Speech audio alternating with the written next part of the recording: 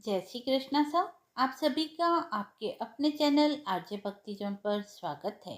पितृपक्ष का पावन समय, जब हम अपने पितरों को याद करते हैं, श्राद्ध व तर्पण करते हैं और उनकी आत्मा की शांति के लिए भोग अर्पित करते हैं। कहते हैं कि श्राद्ध में अन्न जल का दान सिर्फ एक कर्तव्य नहीं बल्कि एक दिव्य सहयोग होता है। आइए एक और श्राद्ध पक्ष की कहानी सुनते हैं। दोदाबाई की कहानी। एक समय की बात है।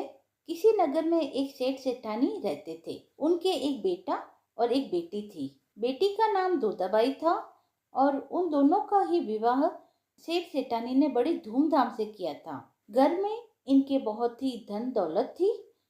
कुछ समय पश्चात सेठ सेठानी की मृत्यु हो जाती है और दोदाबाई भी विधवा हो जाती है। इसके पश्चात वह अपने भाई के घर में ही रहती है।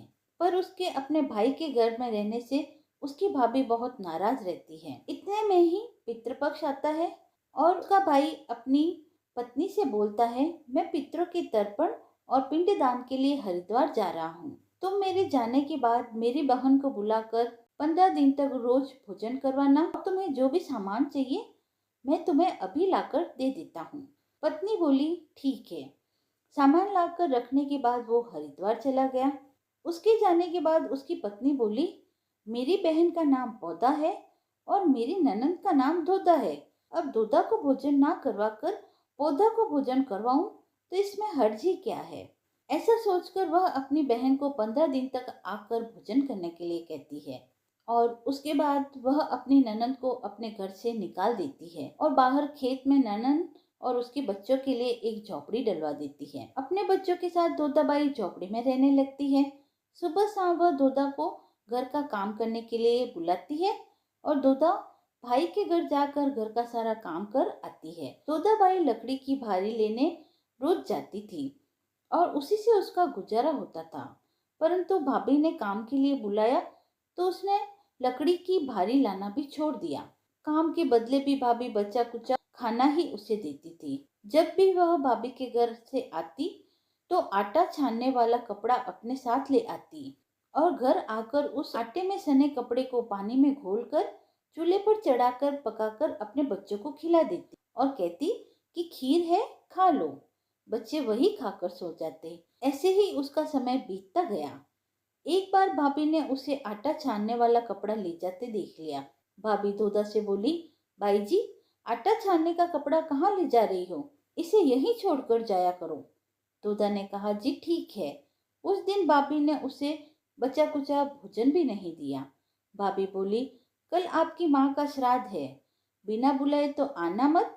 हाँ, आंगन में लगा ये पीपल का पेड़ अगर अपनी जगह से हिल जाए तो आ जाना।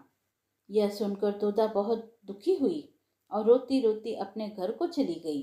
घर पहुंची तो बच्चे बोले, माँ भूख लगी है, कुछ खाने को दो। वह बच्चों से बोली कि बेटा, आज हम सबका उपवास है, इसलिए खाना नहीं खाना है, आज भूखे ही सो जाओ।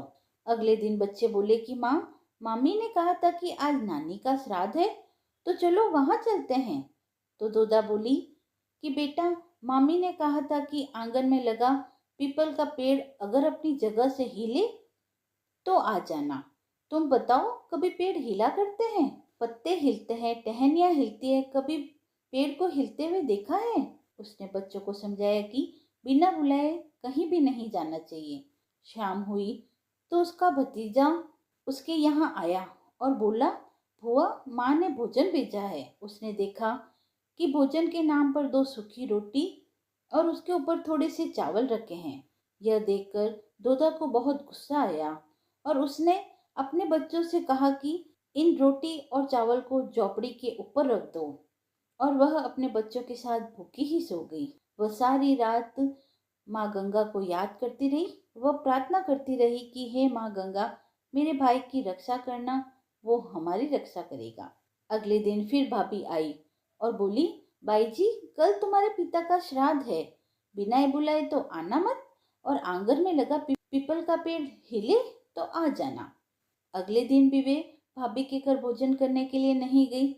शाम को फिर उसके भतीजे आए और 2 सूखी रोटी और चावल दे गए।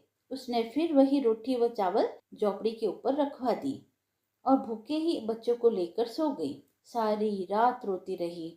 माँ गंगा से प्रार्थना करती रही कि हे माँ गंगा, मेरे भाई की रक्षा करना, वो हमारी रक्षा करेगा। इसी तरह पितृपक्ष के 16 दिन बीत गए। उसका भाई वापस आया तो उसने देखा उसके घर के आंगन में कीचड़ ही कीचड़ भरा हुआ है। उसने अपनी पत्नी से पूछा कि ये इतना कीचड़ क्यों है? मेरी बहन और भांजे कहाँ हैं? तो उसकी पत्नी बोली, श्राद्ध के पूरे 16 दिन तक मैंने तुम्हारी बहन और भांजों के पैर कच्चे दूध से धोए, इसीलिए यहाँ पर कीचड़ हो गया। तुम्हारे पीछे से मैंने उसकी खूब सेवा की, खीर पूड़ी खिलाई, फिर भी वो मुझसे नाराज होकर खेत में झोपड़ी डालकर रह रही है। भाई खेत पर पहुंचता है तो वह देखता है कि वहां पर कोई झोपड़ी नहीं है। वहां तो एक आलीशान महल बना हुआ है जिसके आंगन में उसके भतीजे खेल रहे हैं। उसने जाकर अपनी बहन से कहा कि बहन, ये सब क्या है? तब उसने अपने भाई को सारी बात बतलाई और बोली, भाई, जो तुम्हारे आंगन में कीचड़ है वो कच्चे दूध से नहीं बल्कि भाभी के व्यवहार से, जो मैं दिन रात रोती थी, उन आंसुओं के पानी से हुआ कीचड़ है। माता पिता के श्राद्ध पर भाभी ने कहा, पीपल का पेड़ हिले तो आ जाना, बिना बुलाए मत आना। पीपल का पेड़ हिला नहीं तो हम गए नहीं। और शाम को उन्होंने 2 रोटी और चावल भिजवाए, जिसे मैंने गुस्से में झोपड़ी के ऊपर रखवा दिए। माता पिता के आशीर्वाद से तुम्हारे साथ और गंगा मैया की कृपा से ये सूखी रोटियां सोने में और चावल हीरे मोती में बदल गए, और इसी के प्रभाव से ये सब हुआ है।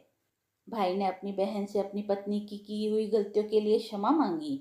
भाई ने दोदाबाई से घर लौटकर चलने को कहा तो दोदाबाई बोली, भाई, गंगा मैया ने तुम्हारी रक्षा की, तुम हमारी रक्षा करोगे, लेकिन अब हम यहीं रहेंगे। यह सुनकर भाई ने अपने माता पिता को याद किया और बोला, मेरे पितरों ने जैसे मेरी बहन और भांजों की रक्षा की, उनके दुख काटे, वैसे सबके दुख कटना, सबकी रक्षा करना।